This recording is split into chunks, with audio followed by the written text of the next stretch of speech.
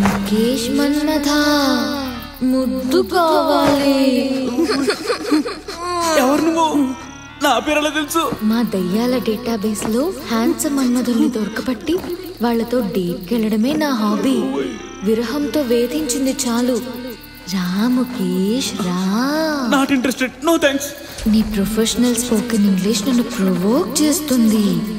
ముఖేష్ నువ్వు రావా? అయితే నేనే వస్తున్నా.